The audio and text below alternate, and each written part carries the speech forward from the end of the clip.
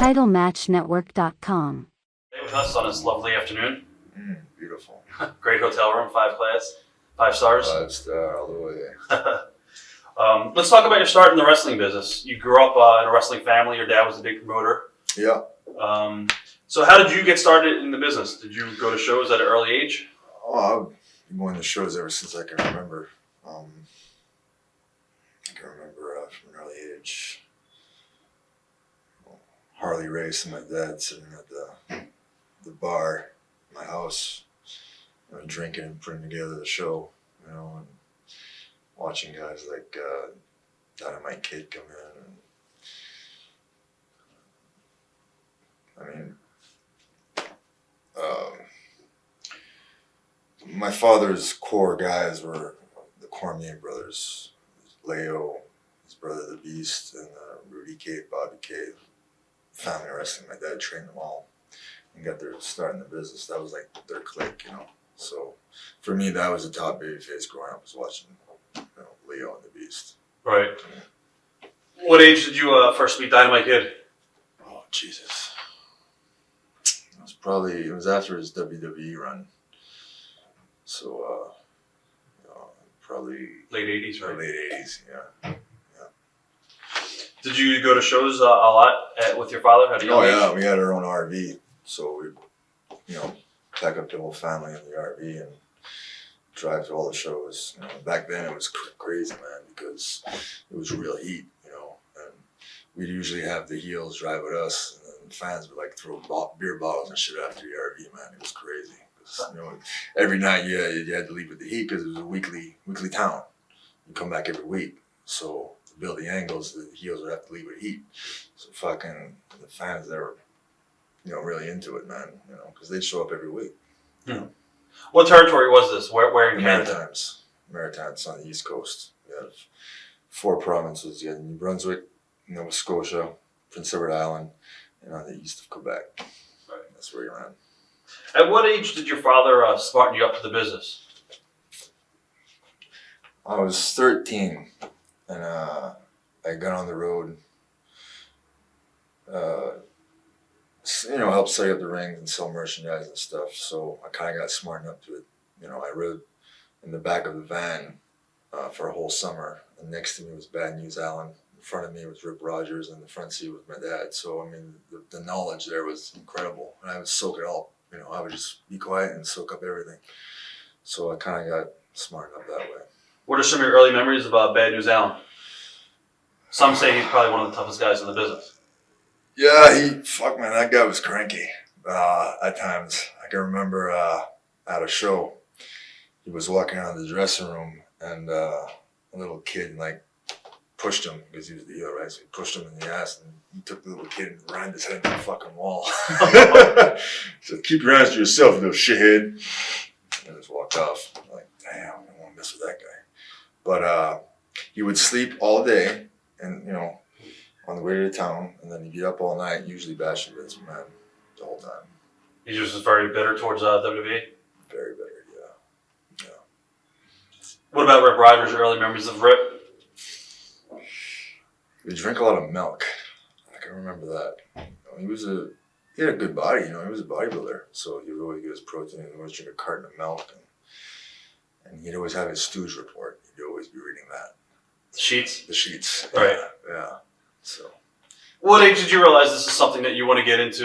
You wanted to be a wrestler. Did you know it from an early age? Oh yeah. As soon as I seen Masahiro Chono work, he got brought in with WrestleMania, Bulldog Bob Brown, right? Kansas City. Yep. And he worked. It was my dad's last match. He worked with him, and he did that fucking springboard with the back elbow. Right. And I never seen anything like that before. That's when I started copying.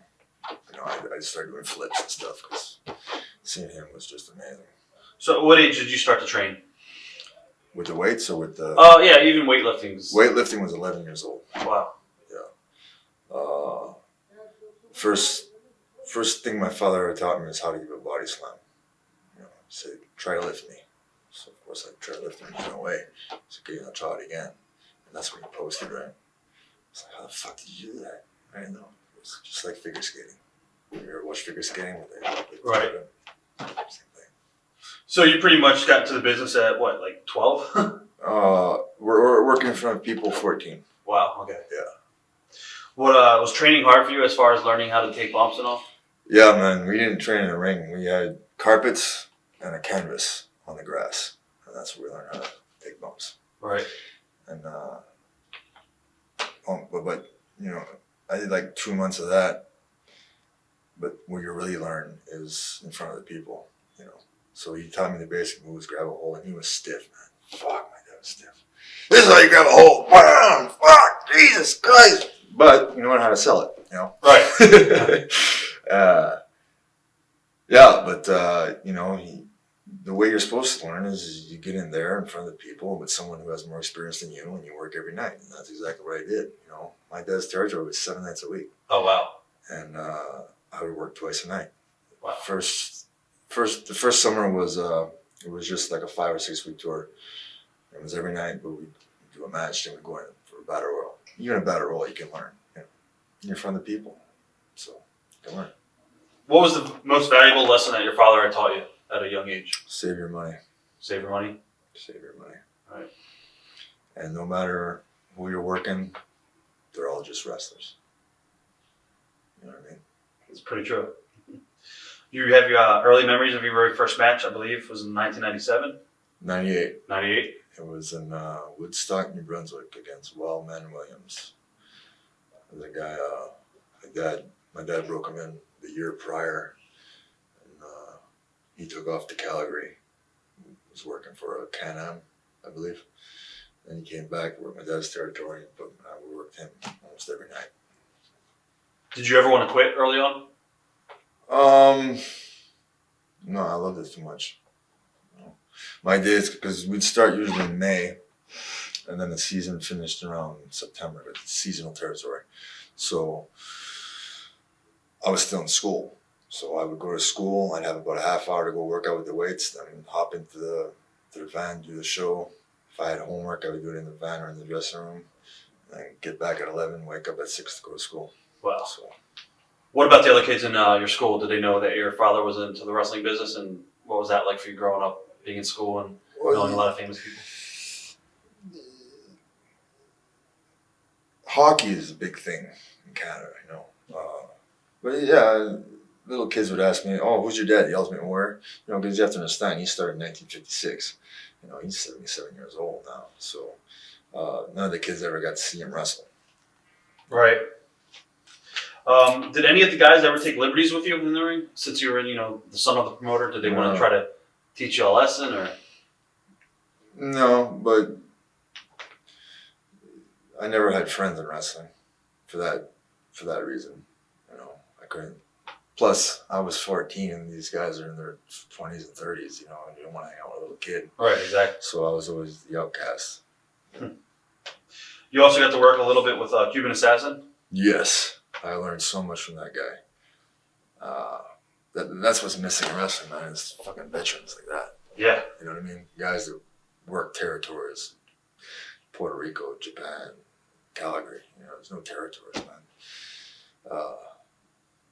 I fucking stiffed him one time. Jesus Christ. I was young and full of testosterone, no juice. Everybody thinks that, but I wasn't. And I ran, because we work in hockey arenas. So I took him and I threw him into the boards a little too hard, man. And I think he separated his shoulder. Huh. But worked every night. That's right. the way it is, man. What are some, things that Cuban Assassin had taught you?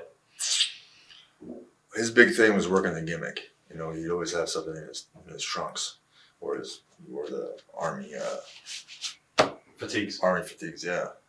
So he, sell, learn how to sell, and just working every night, man. That's how you learn. Leo Burke was there as well. Yeah, I tagged Leo a few times. Just everything he did meant something. And he was so over from being on TV all those years, It was great to be a really good guy. Now, how many people would Grand Prix Wrestling draw? What was the norm?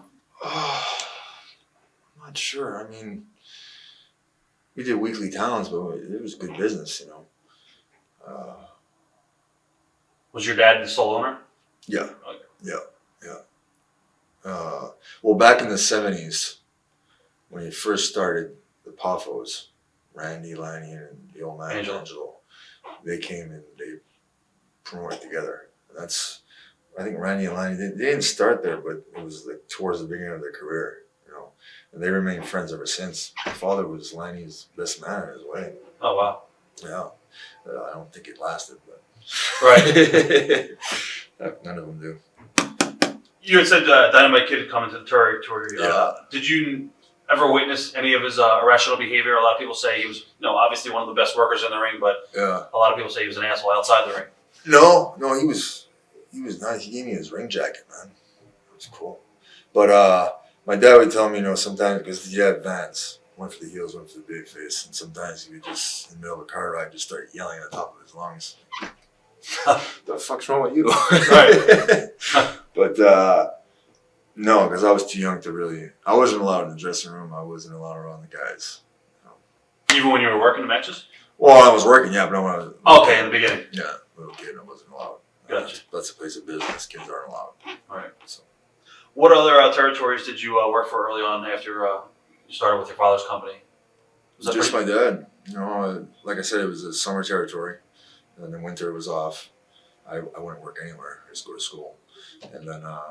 But I mean, Jesus Christ! In the summer, you're working 7 nights a week, twice a night because one, my dad was too cheap to bring anybody else in, but two, we usually work the opening match and do an angle in the opening match to come back for a tag at the end.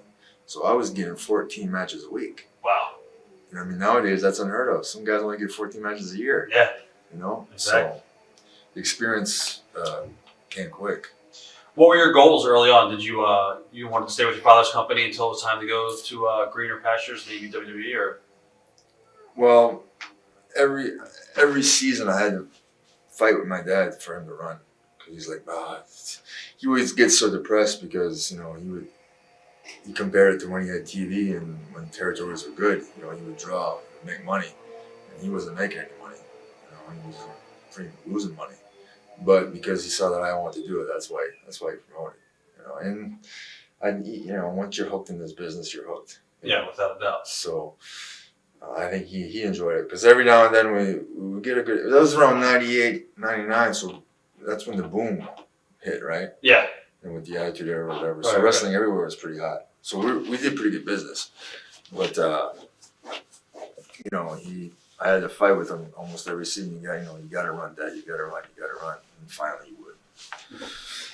How did you get hooked up with WWE? How did that come about? Did you send tapes to them, or? In '97, Carl DeMarco, who used to be the president for Canadian president, called up my father, and he wanted to send him some wrestlers so he can train them. So he sent us a guy named Rodney Blackbeard and another wrestler named Glenn Kulka. Two jacked up dudes that look like $1 million. They kind of work, they're green as shit. But so it's kind of like, okay, I did a favor for you. So when I turned 18, he said, we'll call up Carl and see what he can do. So we called him, and we sent him, VHS tape and pictures and stuff. At the time, I was 18, and I just won the Mr. Canada Bodybuilding Championship. So I was pretty ripped up and I looked good. So that didn't pan out. Nothing happened. So he called up Lanny Poffo and see because that's the only person we knew, and he was friends with Nora Greenwald, Molly Holly. Right. And we sent him a tape. He gave a tape to her, and he told her, if he's worthwhile, okay, but if he's not, forget about it. So she thought it was okay, so she sent it to Johnny Ace, and then there was a house show in my hometown, Moncton, and I went with her, and I met Johnny. And about 2 or 3 months later, there was a tryout camp in Cincinnati. Used to have it at HWA. Right, for Les Satcher. Yeah. So I went and did that, and then I got signed. Memories of OVW, and how was that transformation for you? I really liked OVW. I was only there like 9 or 10 months before we got called up. Me and Sylvan, Sly. No, Rip was there too. Rip Rogers was there too. Yeah. And the first thing he said to me, because I hadn't seen him in like 4 or 5 years, so the first thing he looked at me and goes, "Yeah, you'll be dead by the time you're 35." Because I was all jacked up, you know. Were you gassing at the time, or? A little bit, yeah. Right. A little bit. I felt I had to, you know. Right. I felt I'm not the only one. You know, a lot of guys did. Of course. But it was my choice. It's nobody's. You know, I don't blame anybody for what I did, and I did it. Maybe part of that reason why I did it. Maybe it's why I got hired. Maybe. Right. Other guys that were in the territory with you, I think Charlie Hodge was there in OVW. Yeah, Charlie was there. Lance, Kevin Seven, that would be Mordecai, Tom Go, Matt Morgan, Dinsmore, Conway, Basham. Was Cena there too? He had just gotten called up. Okay. Okay. But I worked a few matches, I think, with him. Yeah, when he was doing the Mr. P gimmick. Yeah. What are your memories of John? I always liked the guy. I can't say anything bad about him. He's like an all-American boy.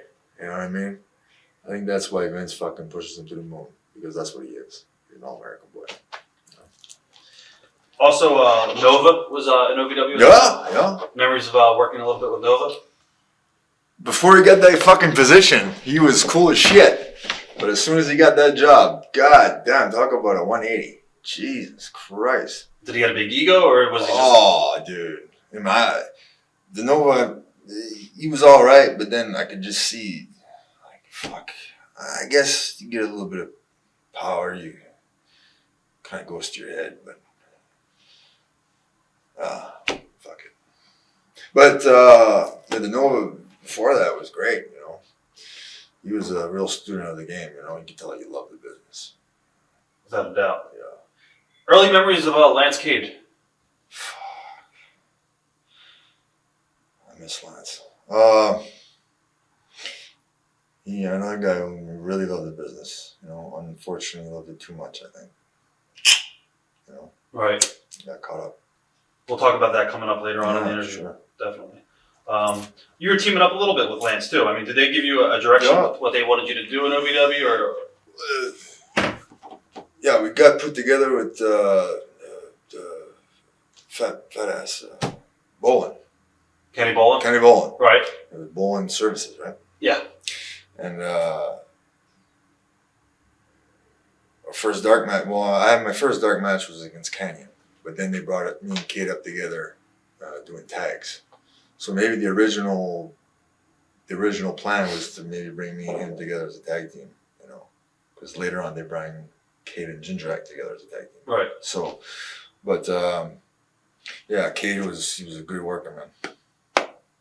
Good worker. I think you guys actually had a match with the APA, Ron Simmons and Bradshaw in OVW. I think we had a couple. Yeah. Oh, one time Ron Simmons kicked me in the gut. God, he knocked the wind out of me. He's another good guy, Ron Simmons. Oh.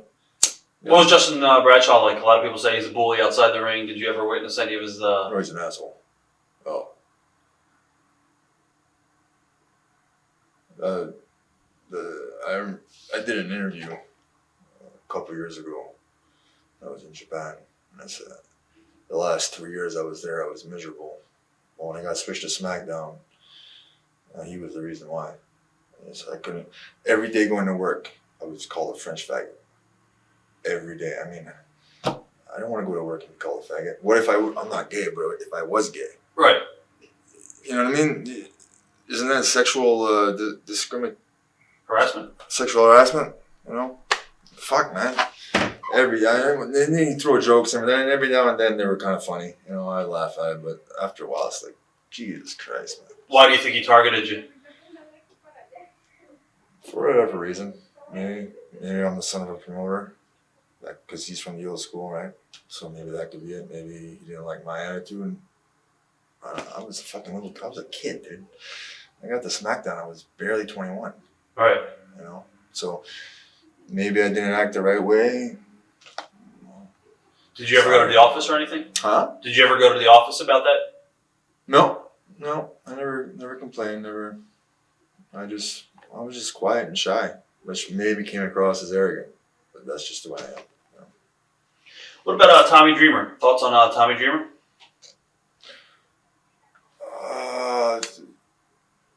He was depressed as fuck, man. I can remember having a conversation with him because I hate this company. It's taking all my passion out, you know. And I'm like, but I can see why, because after a while, after being there, I kind of felt the same way, you know. But I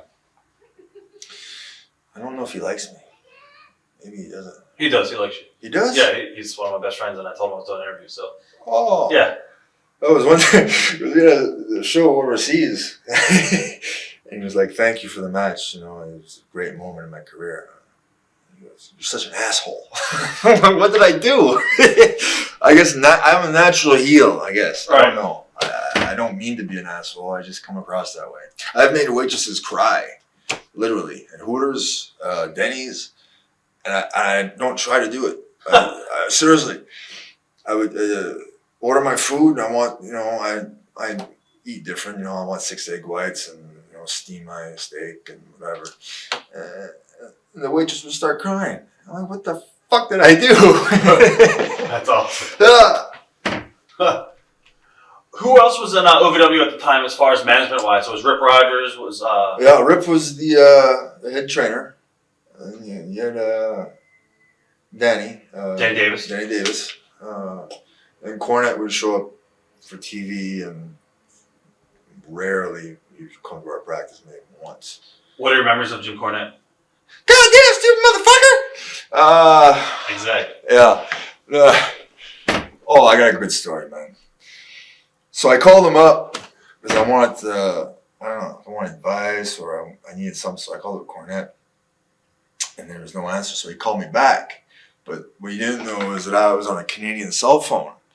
So we ended up talking for like a half hour. And about the next month, he got his fucking phone bill. It was $185. God damn, stupid motherfucker, trying to call you. God damn, I live in Canada. Why don't you get an American phone? But so I ended up paying him. I paid him $185, $190. And I said, keep the change, and we're cool. So, yeah. Who was the head trainer there when you were there? It was Rip. Was it Rip? Okay. Yeah. Early memories of Sylvain Grenier. Grenier. First time I met him, he was doing a tryout too in Cincinnati. It was the following tryout. And see, there's a difference. He's from Montreal, Quebec, and I'm from the Maritimes. Now, I'm French Canadian too, but two different. It's like comparing French, kind of like France, that'd be Quebec, and then Acadien, which is like Cajun French, like Louisiana. Right. Yeah, I have relatives in Louisiana. So totally different. So the way we speak is different. However, I can understand him when he speaks, but when I speak French, he doesn't have a fucking clue, and they look down on you. So I went and I said, "Bonjour, comment ça va?" And he looked at me like, whatever. So a bit of an arrogant, cocky guy, but I was used to it because I've been around Quebecers my whole life, you know. So right. He was a good guy, but luckiest guy in the world.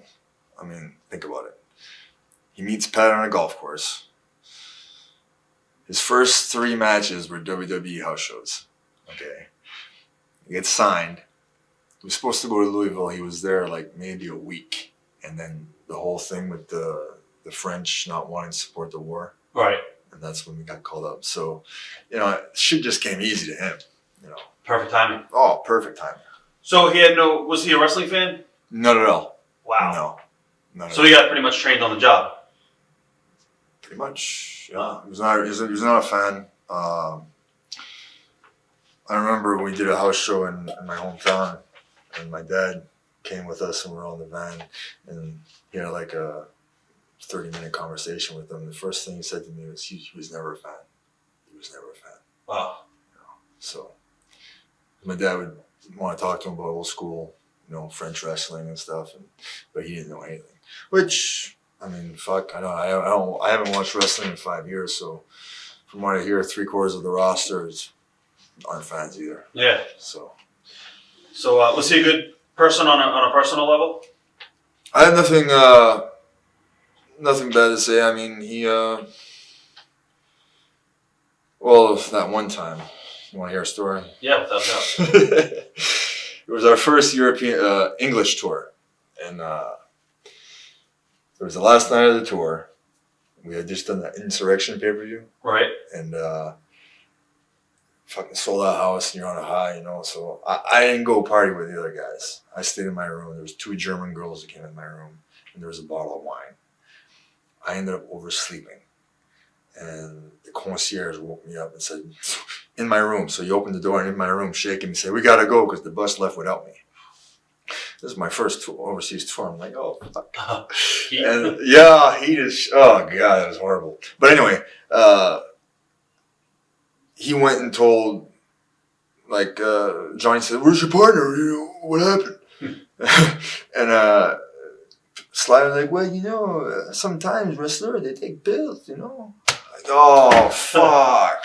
So now everybody thinks I got pilled up and I'm a pillhead, And I I drank a bottle of wine. I never drank it then. So I had a bottle of wine. I was with 2 German girls in my room, and I overslept. Sorry. There's a big rumor, and I talk to a lot of different boys. I don't know if you want to hint on it or talk about it, but his relationship with Pat Patterson outside the ring. No. Okay. No. I'll talk about it. He wasn't. No. Okay. I heard a lot of stories too. I don't believe that one bit. Okay. No.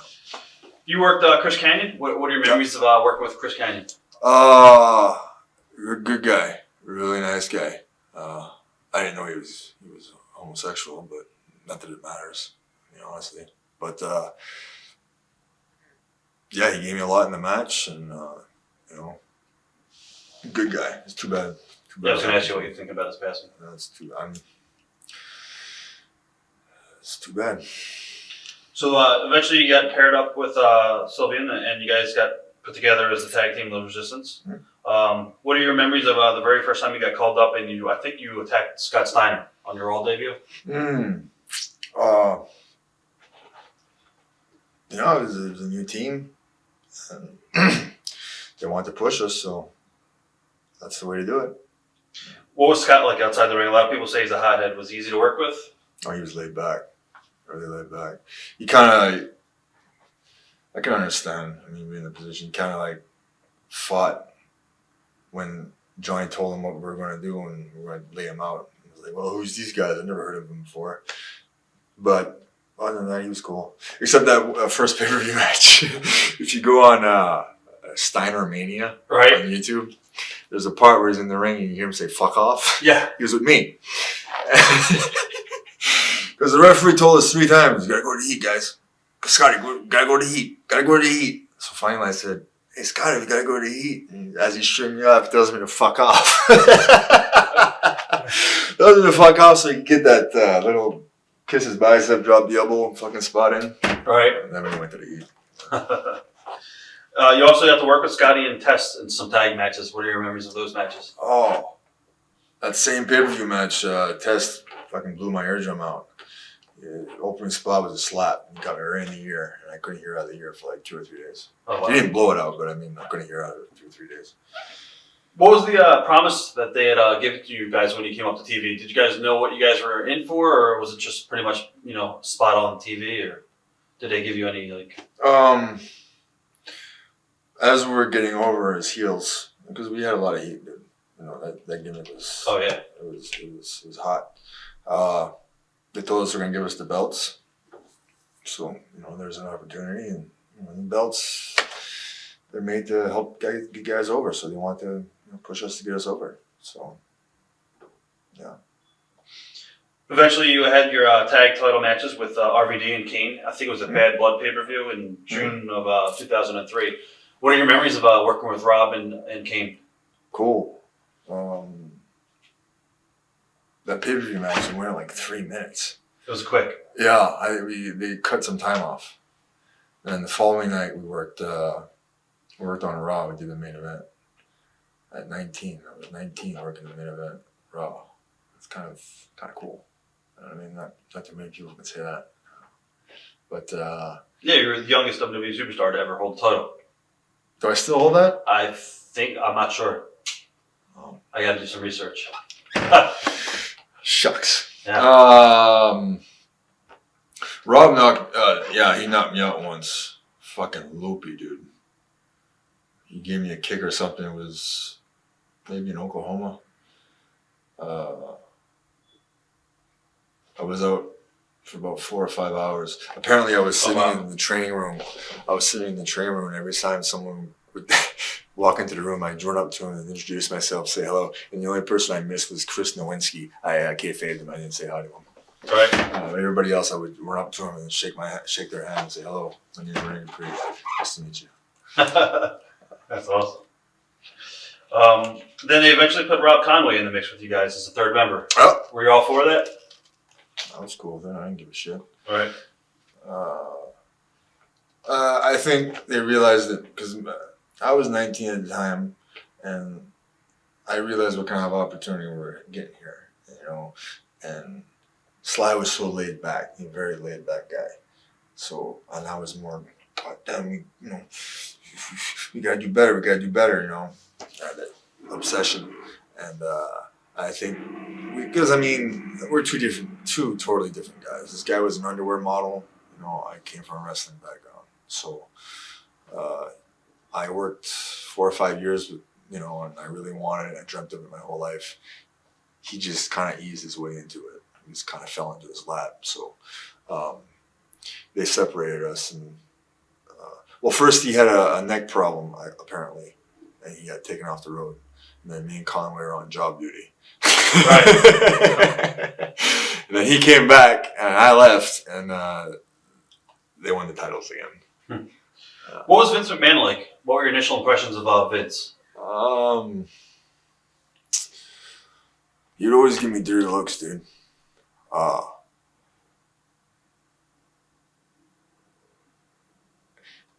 But he has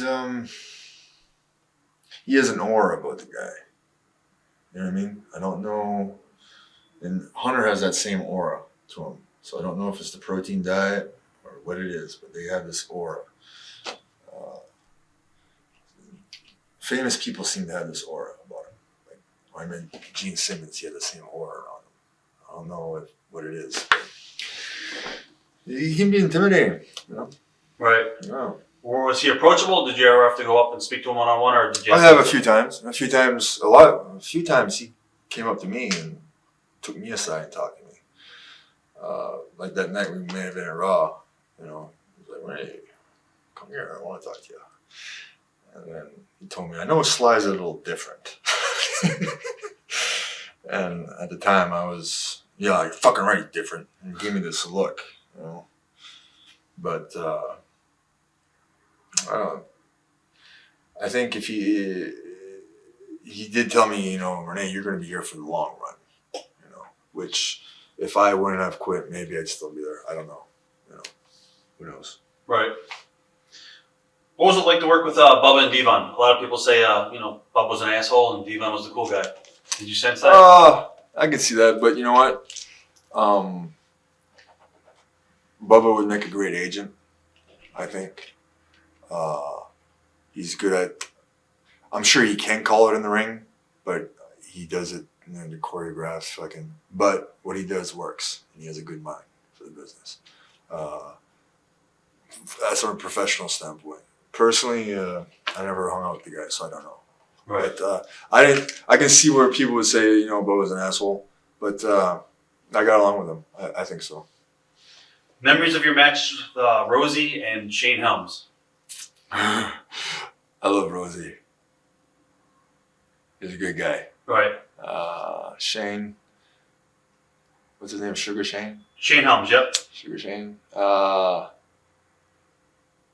He's a guy who worked hard. You know, he had a lot of love for the business. There was times where he wanted to get his shit in, but on house shows, I don't care. But TV is like, what does the office want? You know, but whatever. He's an okay guy. You got to work a little bit more with Rob, and he was teaming with Booker T. We did? Yeah, it was some tag matches with you guys. Really? Yeah. Who was I with? I think you were with either maybe Rob Conway. Really? It was either Rob or Sylvester. Kenzo? Yeah, it could have been Kenzo. Yeah. It could have been Kenzo. Well, I know me and Kenzo worked with Rob and Ray. Those were fun. I was going to ask you about that coming up, definitely. I love Kenzo. That guy should have his own fucking talk show in the States. That would be the highest rated show ever. He's so fucking funny, man. Right. Oh, God, he's hilarious. I got to meet up with him when I was working All Japan again. And we saw each other. We gave each other a big fucking hug, and all the other guys. Those Japanese wrestlers, they don't watch WWE. They don't didn't know we were a tag team. Right. They see us hugging, and like, well, what the fuck are these guys doing? And then Kenzo had to explain that, you know. But, yeah, me and Kenzo and his wife would travel together, and good times. Also, I believe it was October 13th. It was the main event of Raw. It was Booker T, Shane McMahon, and the Dudleys against you and Rob and Jericho and Christian. I don't know if you remember that match. No. This was, yeah, I think 2003 maybe. Well, in any account. Is that? I think Shane gave me that. He took Rob's move, the Van Daminator or Terminator. From the fucking jumps and he dropped. Yeah, he got all excited. He's like, "Yeah, man, I might stiff you. Cover up your balls, man. You might stiff you." And then when he didn't, and I told him, he almost looked like saddened, like he wanted to stiff me. I was like, "Man, no, you didn't hit me at all." He's like, "Really?" Almost like he wanted to hurt me. Maybe he did. I don't know. What was Shane like outside the ring? Did you sense that? I think he's bipolar, but in a good way. You know, sometimes he's up and giggly and happy, and other times he's. But okay guy. Yeah. What about Chris Jericho? At first, I don't think he liked me because he told me a story one time where he was, I sent your dad tapes in '91 and he didn't use them. I guess I wasn't good enough. I'm like, my father didn't run '91. You know, there was another group that started up. My dad got fed up with it and quit. All right. So, and when I explained that to him, he's like, "Oh, really?" I think maybe after that, it kind of broke some of the heat. Did you get that a lot from guys in the business that maybe your dad didn't use or give a push to? And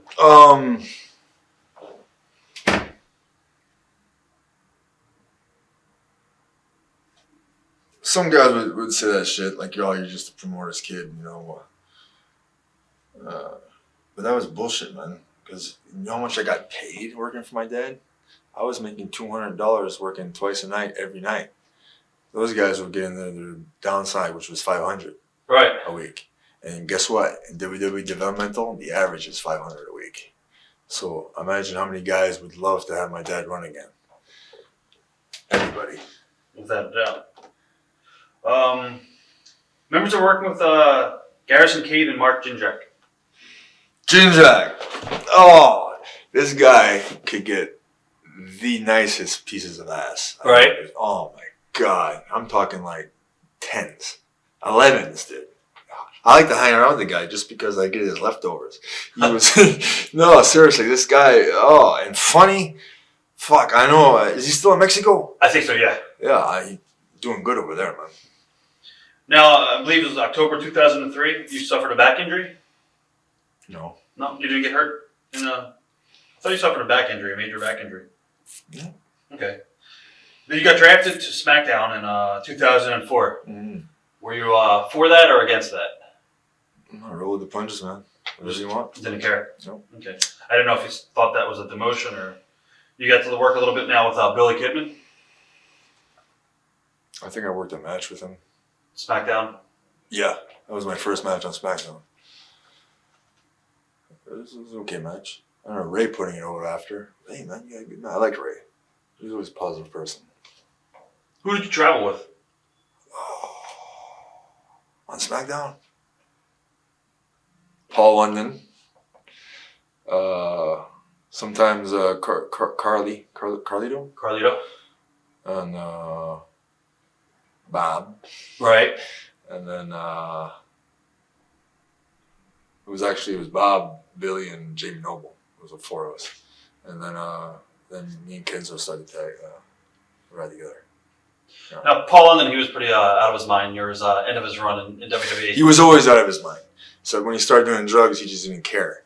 But he was always that way. Really? You know, but he would just kayfabe it. Like when we would ride together, like he opened himself up to me, and I was like, this guy's a little. But not when he was in ROH for me, he was 100% clean and before he got polluted or not. So he was a totally different guy. Really? Yeah, totally different. I always thought college and everything. I always thought he was a little. But that's why I liked him, because he was different. I thought if I ever had any kind of a friend in the business, it was Paul. You know, because I don't open up to very many people at all. Right. I'm a loner. I like to keep to myself. And but I really like Paul. Yeah. Memories of your talk show, Cafe de Rene, I think it was called. Rene. How do you pronounce it? Cafe de Renee, my name, dude. Rene. Rene. I'm trying to yell right now. I think I was working with Cena, and they just wanted to give me try something different. That didn't last very long. I think Tori Wilson was the guest or something. Yeah, I like Tori. Now you got to work a little bit with John Cena again. Did you see the potential in John early on? I mean, did you realize he was going to be the next big thing? I realized I was in Canada. I was waiting to get my visa, and I was working for a different promoter in Canada, and I was with Sin. Carney? Right. And we're in a bar, and we're watching it was Cena and Angle. I think it was maybe his first match. And I go, I guarantee you that guy's going to be a star. I was right. Memories of winning the tag titles with Kenzo Suzuki. Shit, who do we win him off? Was it Rob and Ray? Could be. Yeah. Oh, yeah. That's when I didn't want to take the juice anymore. I was sick of it. And then I got off and I lost some weight. And then Michael Hayes comes running up to me. Did you lose weight? Did you lose weight? Did you lose weight? You look skinny. I go, no, I just changed to an all-fish diet. And then I went to Pat, and I was like, Pat, listen, man, I don't want to fucking take this shit anymore. You know, you're supposed to kayfabe, you're not supposed to talk about it, right? Obviously, but listen, I'm not. Quit playing fucking stupid here, okay? And that's when I felt like, shit, man, do I have to take this shit now? You know, because I mean, I'm was it not affecting you at all mentally or your body? Not really. Side effects? I mean, I'm not gonna lie. I enjoy taking it, okay? Because I'm a drug addict. I'm not gonna lie. I've been in rehab 3 times. So, but I enjoy taking steroids because it makes you feel good. I'm not gonna lie. It makes you feel good. It makes you stronger. It makes your testosterone more. It makes your skin nicer. It just does. But I just get tired of taking it. I'm sick of it. What was your drug of choice? You said you're in rehab. Pills or? Well, first would probably be the juice. You know, I went through cycles, and the juice was like the first drug of choice. And then when Eddie died, that's when the first time I wanted to quit. I wanted to quit. I wanted to quit the WWE, and I took all my shit. I had tons of stuff, juice in my closet, stashed everywhere, and I threw everything in the garbage. Everything I had. Anadrol, sus, Deca, just everything. Everything. I had growth. I had everything. Threw everything in the fucking garbage. And I had some other, I'm not going to name names, but some other OVW guys running over to my house. Man, you want this? I go, here, just take it. How much do you want for it? I fucking take it. I don't want it. I cried hard when he died. And I couldn't go to the funeral. I went to one funeral in my life, my grandfather's, and I don't want to go to another one. But I remember sending flowers. Hopefully it got there. I spent like $2,500 on this bouquet of flowers. Oh wow! Yeah, that's expensive. I made sure to put it from the Dupree family because my dad and his dad, I think, worked in the old days together. So, and that's the one guy, probably the only guy, a veteran that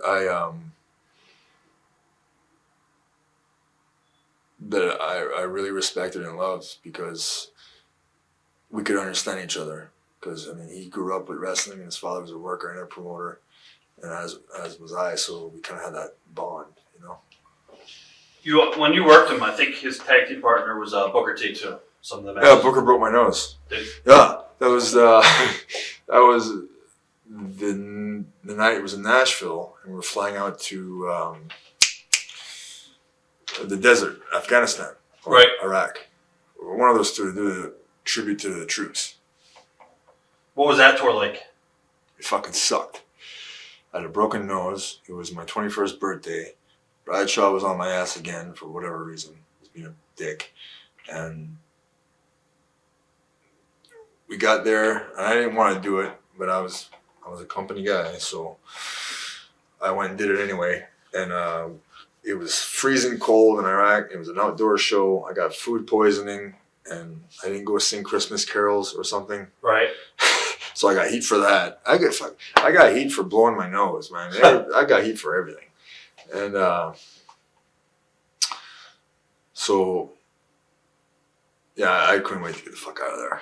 Were you there the night that Joey Styles punched Bradshaw? Was it that tour? No. Okay. No. I was out of the company by then, but I heard about it, and I was like, ha ha. I can remember we were overseas, and that's when he did the Nazi Hail Hitler in Germany on D-Day, and he lost that $1 million gig he had with MSNBC or something. Yeah, I know what you're talking about. I remember. Yeah, that kick-ass fucking deal with the radio or TV or something, and he lost it. It's like karma's a bitch, motherfucker. Talk about your angle you did with the Undertaker when he sacrificed you. I guess as a message to Randy Orton. What are your memories of working that little angle with Undertaker? That was cool. He was really happy afterwards about it, you know. And I mean, that was kind of like a childhood dream to get to work with Undertaker. I used to imitate that motherfucker when I was in the 4th grade. Because he was doing the whole no-sell gimmick back then. You know, take the punch. So I'd have kids hit me as hard as they could on the playground, hit me as hard as they could in the jaw, so I could do the fucking no-sell. That's awesome. Yeah. Anybody ever stiff you? Oh, yeah. But I was the Undertaker. Would you consider him the locker room leader? Definitely. Sure. Was he approachable? They tested me one time overseas. Like I said, I'm a loner. I never hung out with anybody. I got heat because everybody went out to the bar in Italy, and I think I went to the gym, went to bed. So, yeah, I got heat for that, and then that's when we're doing the whole dress code thing. And I know I spent a lot of money on clothes, dude. You know, I bought these brand new $400 or $500 shoes and expensive suit, and they threw it all in the shower. Like $1,000 worth of clothes. I'm like, do you know who did it? I heard it was Billy Gunn, but whatever. What's done is done. Memories of Spike Dudley, working with Spike. Spike was cool. No, I think he had a little bit of a drinking problem though. I think that's why he got fired. I'm not sure, but I know Paul was working with him, and it's like, dude, he's fucking drunk. How can I have a match with this guy? He's drunk. And I think it got back to the office. I think that's why he got let go. I'm not sure. Now, you were taken off TV for a little bit around this period of time. Do you remember that? That's when I got bad in the drugs. Is when they took me off the road. Right. So the office knew you had a problem? Did they? No. I got bad when I got off the road. Oh, okay. Because I'm sitting at home, and mind you, we're having these meetings, and Johnny Ace tried to threaten to fire me every other week. Okay, Renee, I'm gonna fire you, Renee. I can fire you anytime, you know. And then we have these meetings, and they'd say, well, there's nowhere to go. Where are you going to go work? Oh, we'll work in Japan. Well, Japan's not as good as it used to be. Which he was right, you know. And there aren't that many foreigners going over there and working. So here I am sitting at home, and everybody, I mean, when they release guys, they usually release 8 or 9 at a time. Yeah. So I'm sitting at home, and I'm like, well, fuck. So I like stress and fucking panic attacks, and so I started smoking weed. And like, I'm an addictive personality, man. And if I do a drug, I do it to the extreme. So that's all I would do is smoke pot. And was that the first time smoking weed, or no, I mean I smoked pot like in high school and stuff. Right. But and then somas came in, which the first time I ever got fucked up on somas was with Bob. Want me to tell you that story? We're going to talk about Bob, but if you want to go into Bob now, because it's one of the questions I'm going to ask you about. Oh, we'll talk about that after, I guess. Okay. You're talking about somas, how you started getting involved in somas and stuff. Well, I was first time I did somas. I was running with Bob. I had taken them before, but just like a couple. You know, I never had the fucking soma coma effect. So we were in a hotel, and somewhere in Seattle, I believe. And my back was fucking killing me. He was want some somas? Okay. And, so how many should I take? I didn't know. He was like, I take 5. So I took 5, and then fucking it hit, dude. I came to, and I saw Horseshoe and Bob just staring at me. I was like, where the fuck did you come from? So as soon as I came to, I just went to my room, you know. And who's Horseshoe? Horseshoe, Luther Reigns. Okay. Yeah. And went to my room, and then the next week, that's when the whole car incident happened, where I got the ticket. Right. You want to hear that story? Yeah, definitely. Yeah. So there was a hurricane in Alabama, so Bob had to leave. So he gave me the keys. I was like, okay, man, I'll drop off the car, whatever. So the next day, he took off, and I was driving. I went to go work out. So I went to the gym. And I worked out, and when I came out, there was a parking ticket. So I was like, fuck, shit. And this is when they were giving fines if you were late. So you couldn't be late. So I said, oh, shit, I can't take care of this now. And I didn't know what to do. I never had a ticket before. I was 21, never had a ticket. What the fuck do I do? So when I get to the building, I asked the girl who cuts the hair, I forget her name. And I was like, I got this ticket. No, what am I supposed to do? She goes, throw it away. It's no big deal. So I threw it away. Okay, no big deal. So I threw it away. About 2 months later, back to somas. The following week, I decided, you know what? I don't want to ride with Bob no more. You know, because I know he's got these, and I know me, and I know that I'll fucking take more. And so I decided to ride with me and Carly. Maybe that made him mad. You know, somebody went and told Vince that I had a pill problem. I wonder who it was. It could have been Luther, or it could have been Bob. But Bob was known for stooging off guys. He stooged off, me, he stooged off Heidenreich, and he stooged off Jindrak. What he would do is ask guy for gimmicks, take them, and then go tell the office. So now I have a fucking pill problem. So I went and talked to Vince about it. I go, Vince, can I talk to you? He goes, listen, I don't have a pill problem. He goes, Renee, there's not a drug that I've never tried. I've done them all. Sometimes you gotta raise some hell. So like, okay, boss. And yeah, another 2-minute conversation. I took off, and I was like, okay, that's settled.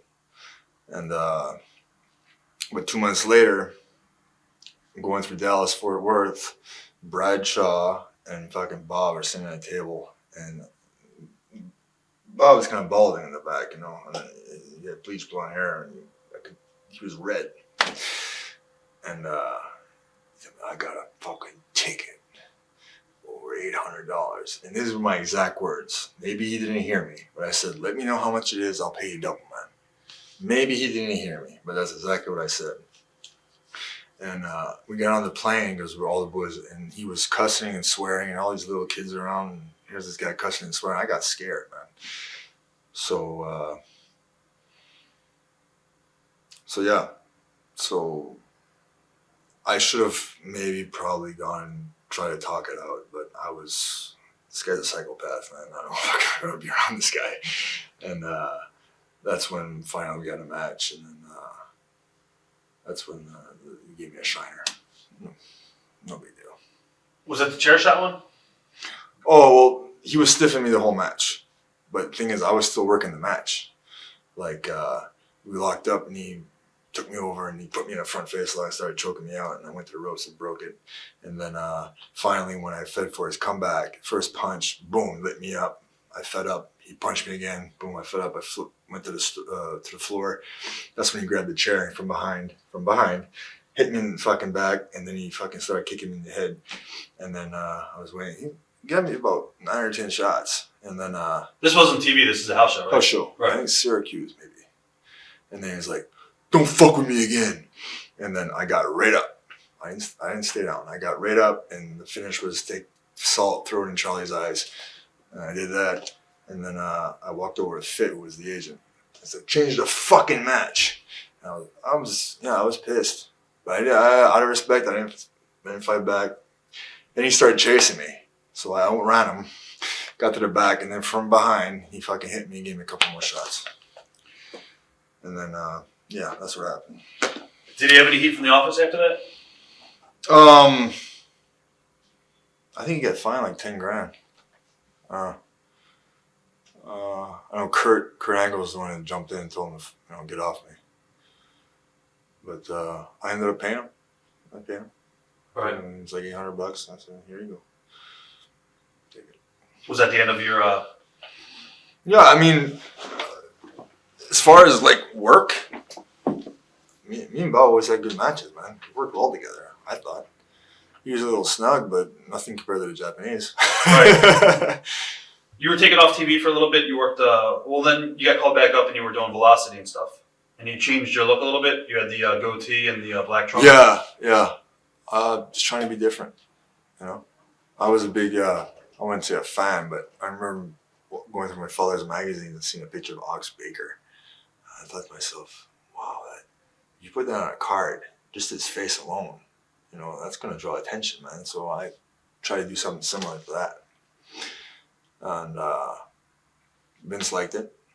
And you came back to Raw, I believe it was maybe July 4th of 2005, and you had a match with Val Venus. What are your memories of working with Val Venus? where?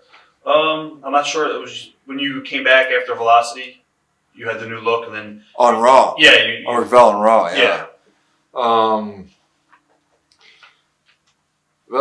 He's a Canadian boy.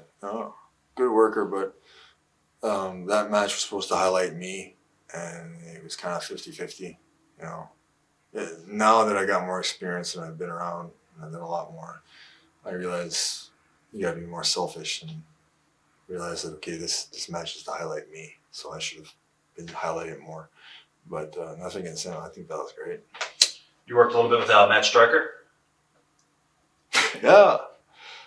Sweet talker.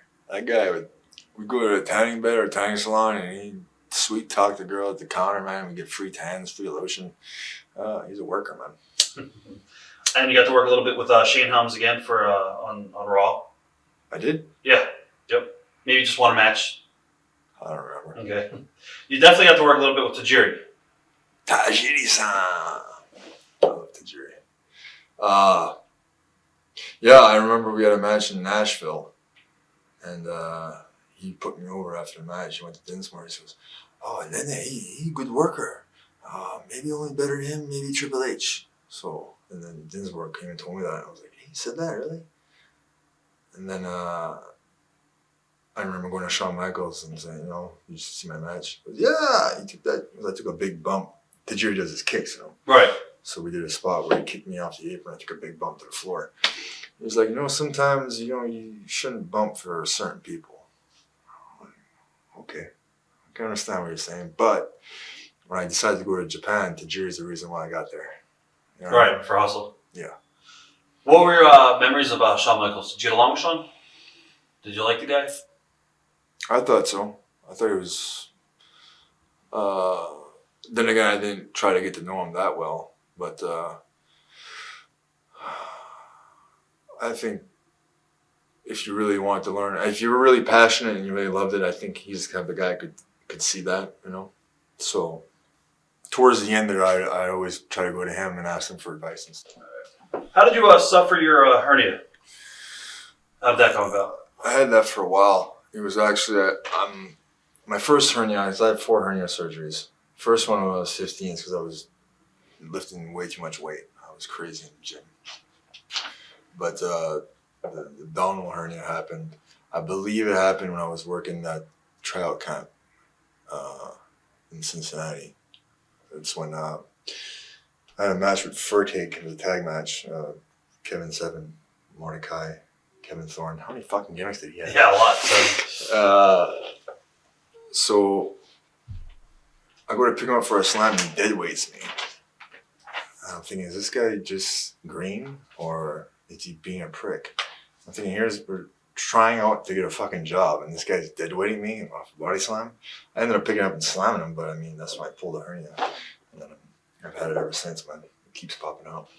Now you had to go to OVW a little bit, I guess, to nurse your injury after that happened? They didn't tell me to. I was just bored.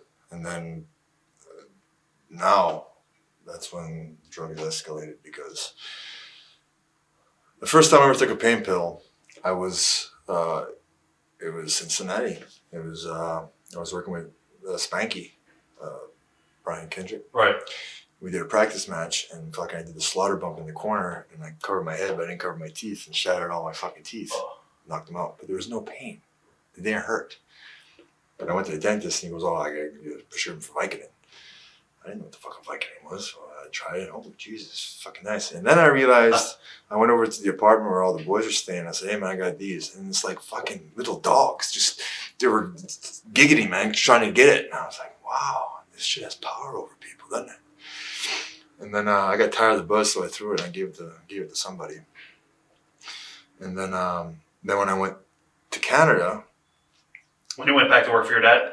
A little bit? No, I had to go back to get my visa. I had to go back to Canada for 3 months to get the visa sorted out. I went to the dentist there to get some more dental work, and I got Percocet. So now I took the Percocet, the same buzz. I ended up putting my mom's car into the ditch. And I was high on Percocet. It was a clear, sunny day. But, so now I know what the buzz is like, right? So after the Bob incident, oh, here, you need Vicodin. So I got a prescription for Vicodin with 5 refills. I was like, oh, shit. And then being a wrestler, it's just so fucking easy, especially here in the States. Canada, no way. But in the States, you go to a doctor, say I'm a wrestler, give him a tape. You can get whatever you want, dude. All right. So when I had the hernia surgery again, here's a prescription for Vicodin. Oh, we'll give you some Somas too. Oh, really? Okay. So, I started taking Somas a lot and got hooked on that, So you feel that really affected your career? What's that? Drugs? It affected my thinking and the decisions I made. Right. Definitely, yeah. When you don't think clear when you're on drugs. Now, you went back and worked for your father's company a little bit too while you were nursing injury, right? Somebody had said that you would, maybe when you were out with the hernia, you went back just I think so. I grew my hair out and then I went and worked for my dad, yeah. Went and worked. Did you have to get permission from WWE at all, or? Yeah, I just asked John, so can I go work for my dad? And he was like, yeah, no problem. So, which was cool. I got to spend some time at home. You had a younger brother too by the name Jeff, right? Who's older. Older? Okay. Yeah. And he was in the business, or is he in the business? He tried. This business fucked him up. In what aspect? Just, he wasn't meant for it. And business can fuck people up, dude. It really can. All right. If you weren't a pro wrestler at that period of time, what would you have been doing? What period of time? Even if you didn't get into the wrestling business, what would you be doing? Did you ever think about that? Something in bodybuilding, probably. Fitness. Okay. Fitness. It was like, I won that Mr. Canada title when I was 17. I qualified to go to the World Championships in Spain that year. But wrestling was my first passion. I love. Now, WWE started up with the ECW brand, and then you were called up to work for ECW. And they did a bunch of vignettes where you were looking at yourself in the mirrors and talking about, your workouts and stuff. Fuck. I guess I have that look, apparently. It looks like a fucking underwear model or something, I guess. I don't know. But I just did what I was told. Were you excited to be part of the ECW brand, even though it was the WWE version? I just wanted to make money. Right. I didn't care where I worked. Yeah. I want to get paid, but I didn't make any money in ECW. You worked Balls Mahoney on TV for. Balls. Yeah. Balls is a good worker. You know. He is a good worker. Maybe not the most hygienic guy in the world, but he's a good worker. I enjoyed wrestling with Balls. You restarted your tag team then again with Sylvian. Oh yeah. Yeah, we were supposed to win. They were supposed to make an ECW tag belt, and we were supposed to go over for that. Right. But we had a debut match, and then the next day we go to OVW. But by then the drugs were too much. I ended up landing Cornigo, but then I found a drug dealer who sold someone's, and I took a bunch of someone's before the match. I all someone up, and my balls actually fell out of my tights in that match. What happened? Oh, your balls fell. Testicles.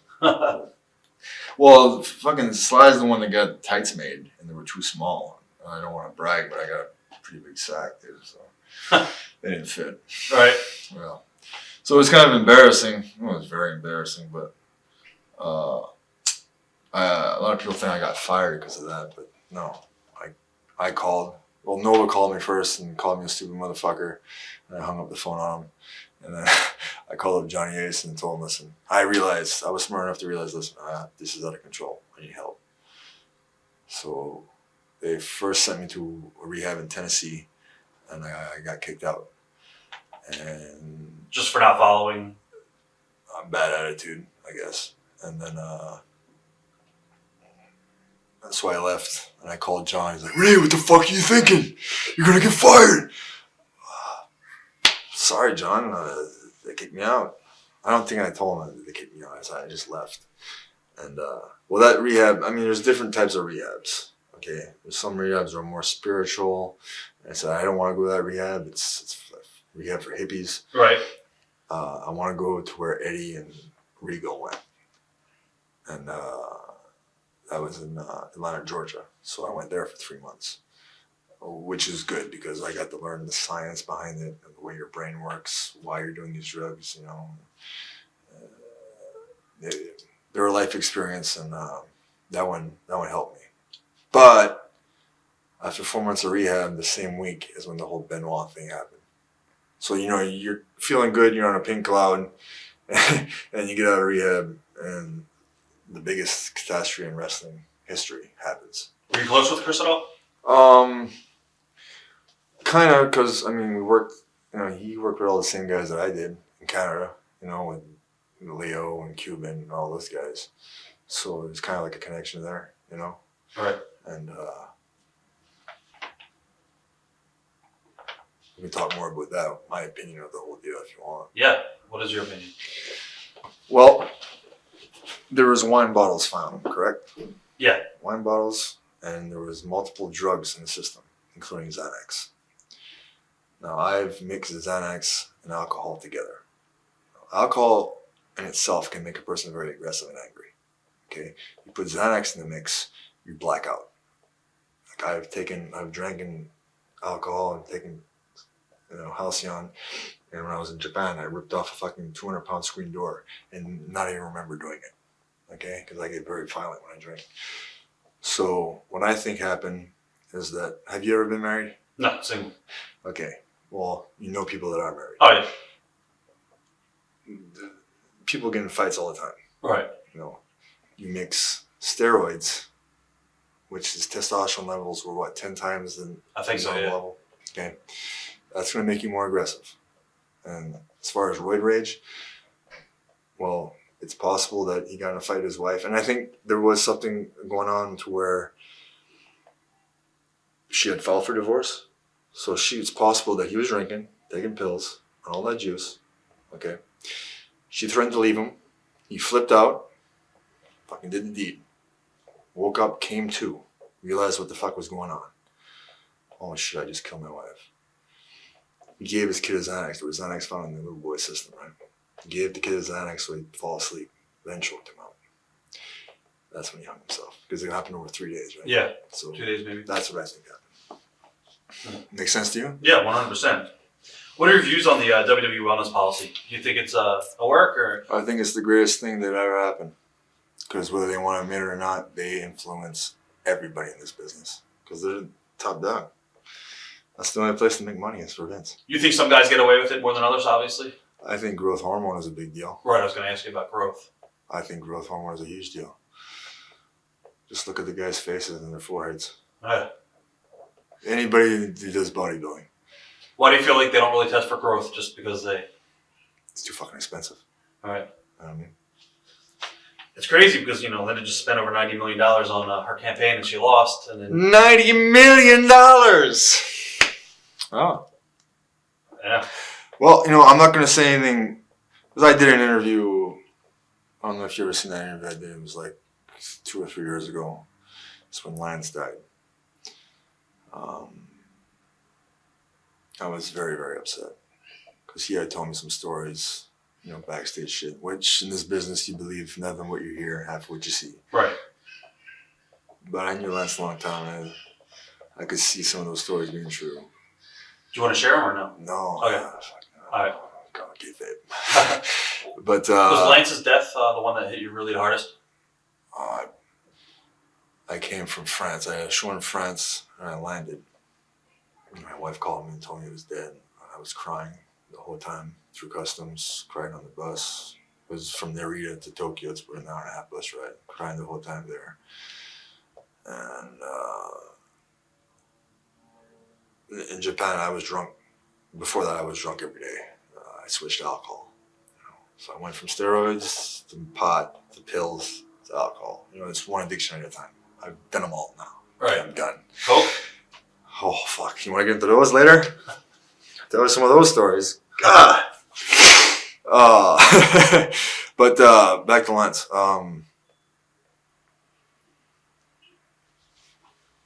Someone had called me, a reporter had called me because they knew we were tagging together in Japan. They wanted my side of the story. So by then I was drinking and I was on halcyon pills for sleep. I was on Xanax I was on all kinds of different prescriptions. And all that stuff mixed together, I just went off in a tirade, which from a professional point of view, it's not very professional. But I was just upset and pissed off and kind of buried everybody, which I shouldn't have done, but fuck, what's done is done. So what else do you want to ask me? We're talking about when you went to the rehab, then you went down to Florida for FCW. You weren't on the main roster right away. What are your memories of going down to Florida? And was that because the office sent you down there just to get you back into ring shape? Yep. Or? Okay. Basically. And what were your thoughts on the facility? It was in a warehouse when I was there. They were stacking like canned peas and corn outside. But yeah, they had 2 rings. And it worked out. It was hot. Who were some of the guys down there? Oh, Jesus Christ. Harry Smith. Great talent. TJ Wilson. Yep. Natty was down there. And then their cousin, Teddy was there. What are your thoughts on Teddy? Because I know Teddy very well. I met Teddy. He had called me. It was in the winter of, I think I was 17. And he said, we got this new thing going on, Mat Rats. You remember Mat Rats? I know all about it, trust me. So I was like, okay, how much are you going to pay me? I give you $750 for a match. At the time, you're fucking 17. That's a lot of money, dude. So they flew me in for the match. Eric Bischoff was there, and Jason Harvey. Wonder Kid. Yeah, Jason Harvey. Yeah. He was there, and they had this big production, and we're going to do great things. So you're young, you buy into bullshit. So Teddy picked me up at the airport. The first thing he asked me, you smoke weed? At the time, I didn't do anything. I was like, no, man. Showed up in this Acura with all fucking total on one side. And a little out there, but his problem, I think, is he smokes too much pot. That's if the kid if he didn't smoke pot, he'd be a star. Fuck yeah. He's got all the talent in the world. Fuck yeah. Yeah. Yeah. He's I think he has a good heart deep down, but I'm telling you, man. Even some people support marijuana. I think any drug, any chemical, fucks up your thinking in the way you are. After Florida, you asked for your release. Was there a reason behind that? I know you were miserable there. That's what I read in an interview that you said you were miserable and there's way too much politics. Yeah. Well, that's the interview I'm talking about when I was drinking. Right. That was a lot of that was based off stuff Lance had told me, But yeah, I was miserable because people were dying, man. And I just got out of rehab and a lot of stuff. Being called a French faggot every time you go into a dressing room. That affects you mentally, dude. I didn't show it, but it really affected me. Getting your fucking all your clothes put in the shower and ruining your clothes, and they stuck my French flag in the toilet.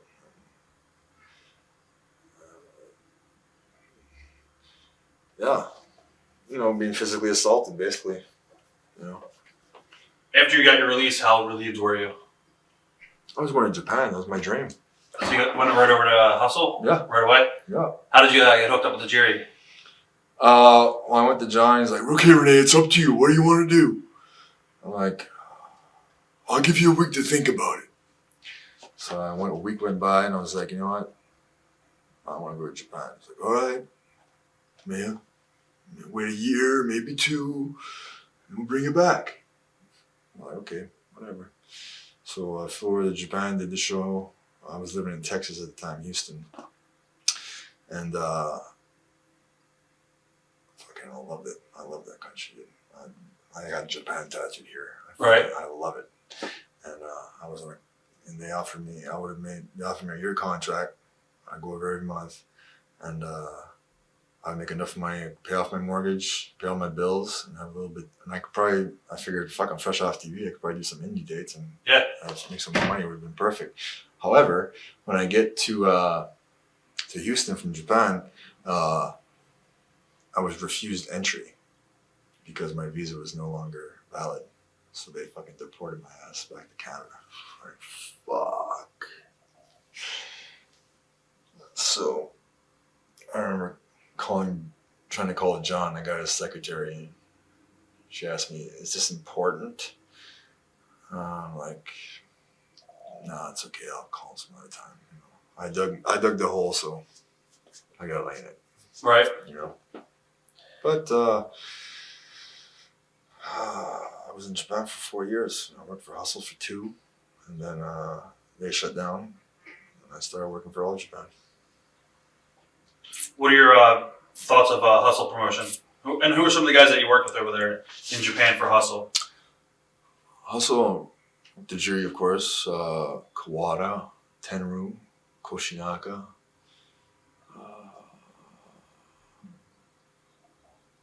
Sakata. Right. Wataru Sakata. He had a hot wife. Wow. Quite gay, yeah.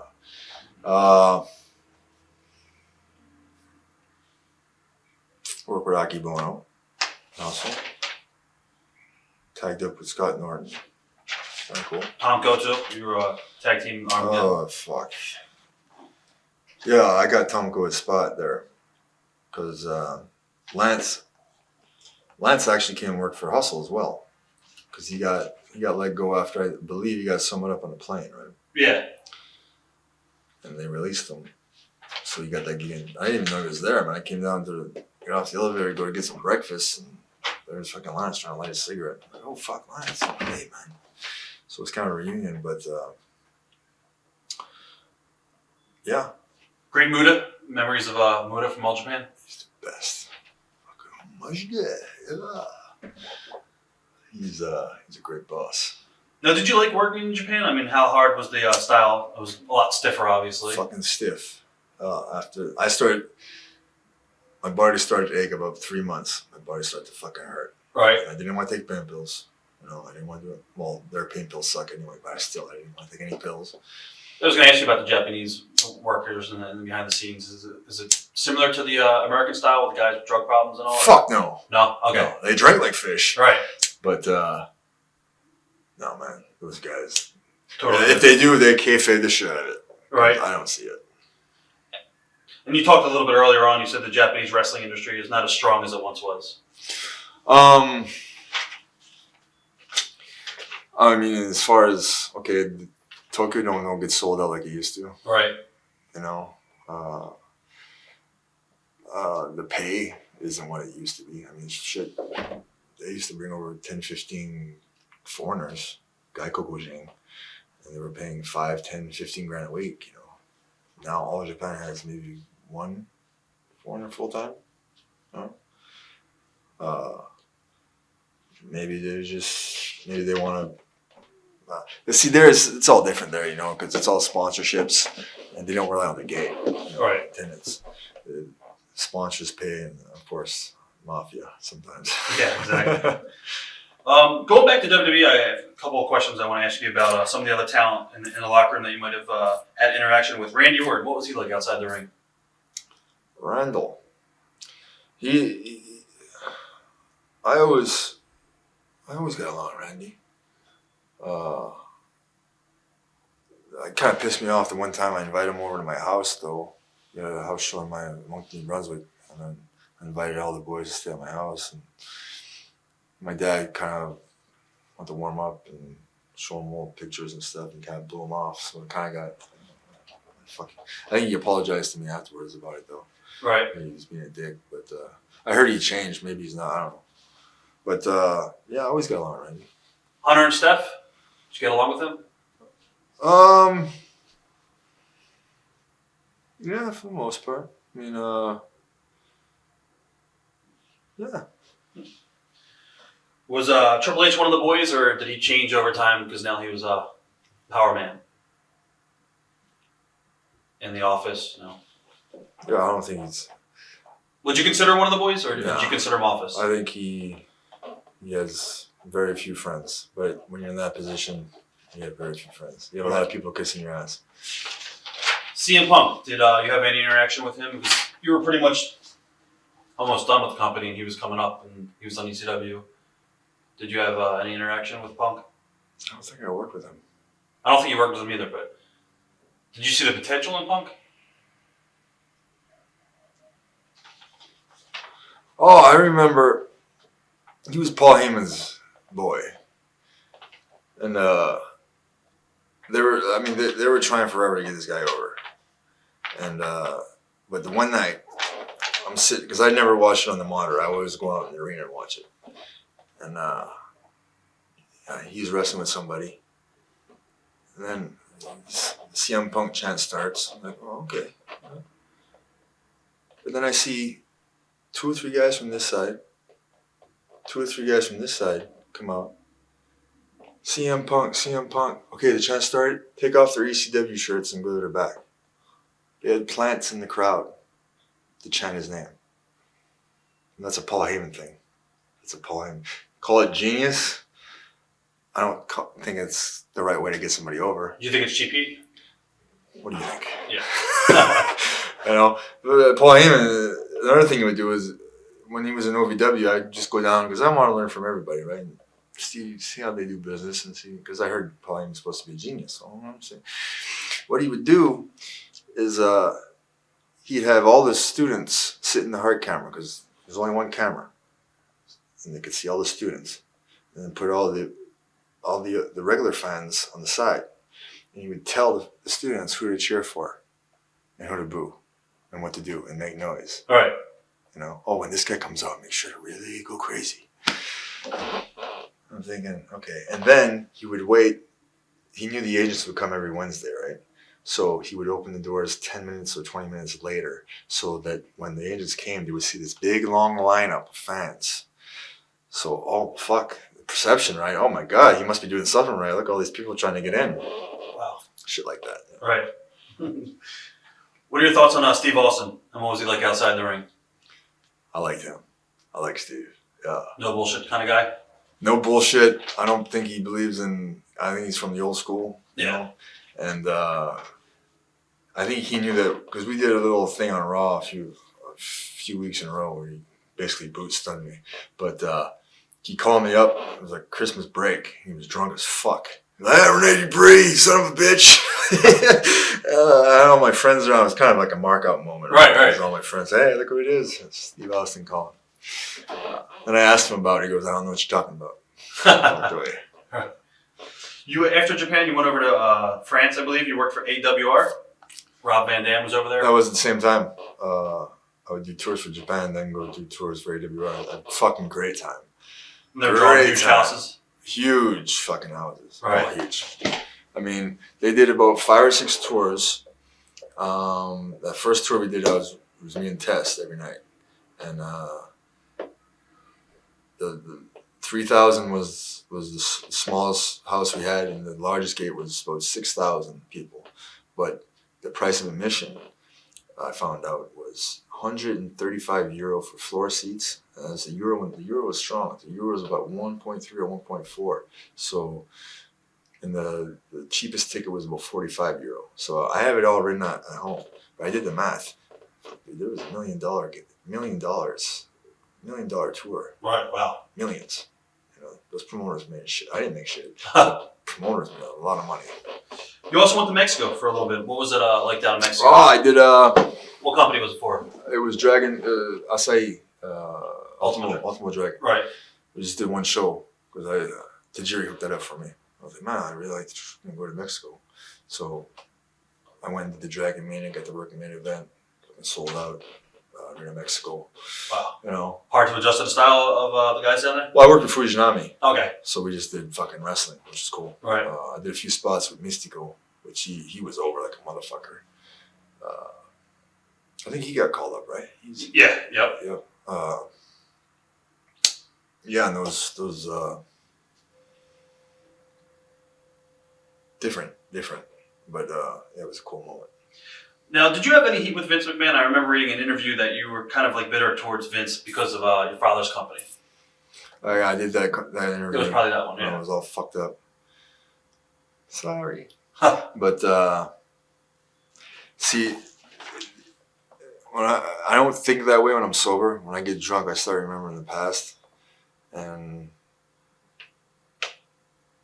when he took his television, you can't compete without TV. Right. You know, without TV in this business, you're dead. So he saw the houses, and when he dropped off, you know, I mean, he's been in the business 4 years. When you get taken out of it, not by choice, you kind of become bitter. So he was drinking a little bit, and life was rough there for a few years, man. You worked for, was it Southside Wrestling? Was there a company called Southside Wrestling, or was that the title? Southside Wrestling. In England. Title. Okay, yeah. Yeah, they put the belt. Yeah, they put the belt on you right away. Yeah. Why they did that? Well, I was originally, that was earlier this summer. I was going to go, I left Japan. I had to get surgery. And so I got surgery. And I was going to, that's it. I'm not going to wrestle. I got to take some time off. Just go back home, go back to my roots, and try to find myself. You know, go back to where I used to be. Right. Because I was drinking like a fucking fish. And I was hooked on sleeping pills. How are you today as far as drugs? 6 months clean. All right, cool. Yeah. So, it's fucking tobacco, son of a bitch. But, yeah, then I got an offer to go over to England. We had all these dates lined up. I didn't want to go there without a work permit, you know. So I called up Brian Dixon. He runs the English territory. Right. He's on promotion. So he got me a work visa, and I was going to stay there, you know, 3-4 months. It lasted a week. I was like, you know what? I'm married now. I miss my wife, and I wasn't making shit. So I came home. How did you meet your wife? Over in Japan? Yeah. Was it hard being accepted by your parents, being that you're a foreigner, or was it easy? I don't think it's easy meeting your future father-in-law in any circumstance. Right. To be honest, but yeah, my in-laws are great people, fucking awesome people. He can't speak English, so he translated something from Japanese to English and he gave it to me. I read it. Very sincere and great people. Greatest rib that you've ever seen? Greatest rib that I pulled? If you pulled one, yeah, definitely. See, I don't rib and I don't like to be ribbed. Right. I ribbed one guy one time. When I first started out, I was like 14. I put water in the fucking referee's shoes. Right. And that son of a bitch, he got me back. He put fucking icy cold Right. in my fucking tights. Huh. Before a match. So in the middle of the match, I'm fucking crotch, my balls are on fire, dude. And I was like, oh god. So we went home early and I ran in the shower, which you're not supposed to do. Yeah. And yeah. But as far as ribs, no,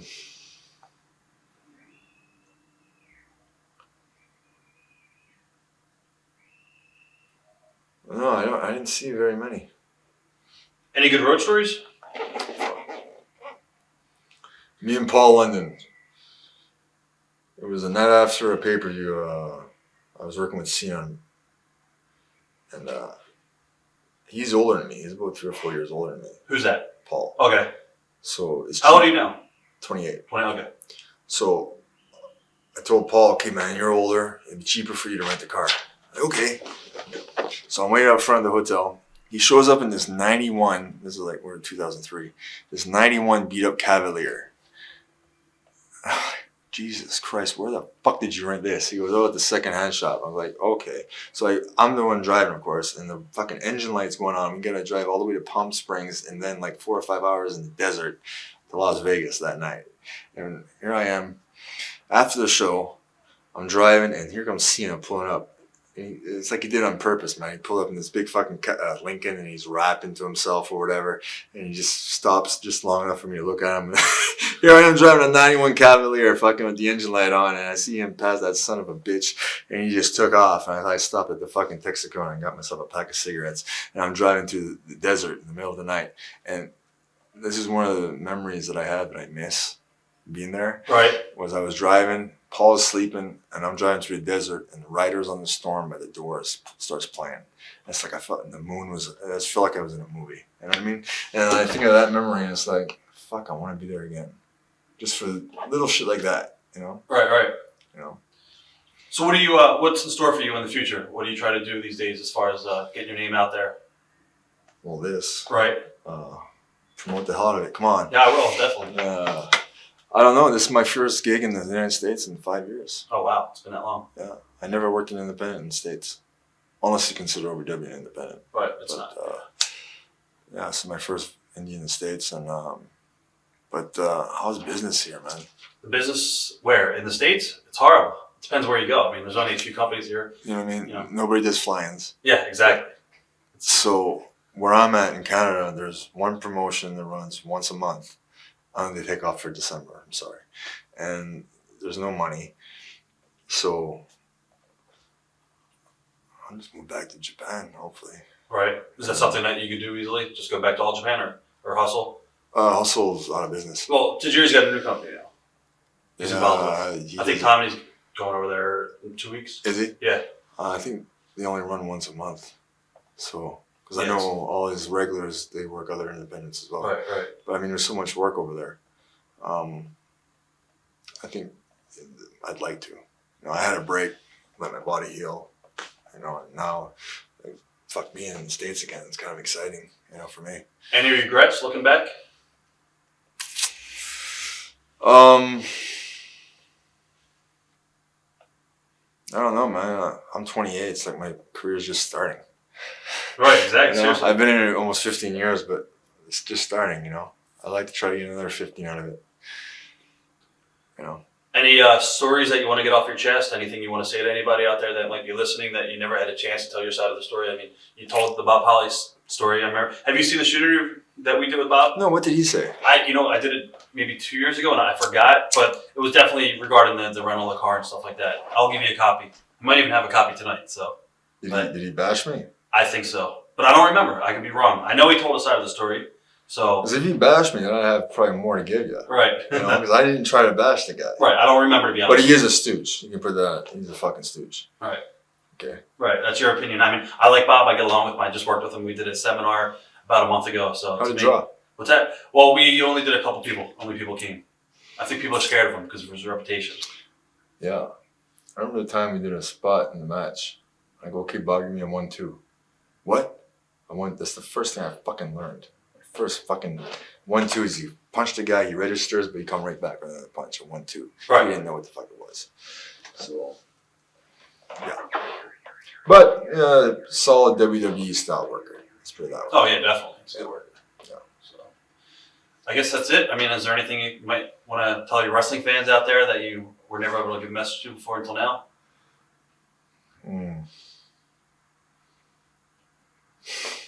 I have fans, really. Anything you want to say in Chinese? Hey John, does it sound like I have an accent? You do not have an accent. I do not have an Not accent. at all. Okay, and Hunter, I don't need a French flag to get heat. Okay, I remember him saying that one time. Kind of remind me of Luke Perry from 90210 for some reason. I look like a movie star. You really do. Your new gimmick. God, money's at right here. So there you go. You know? Cool. Well, I wish you all the luck in the future, and hope to be back with you in 10 years to talk more about your career. Yeah, man. Thank you. Thank you. TitleMatchNetwork.com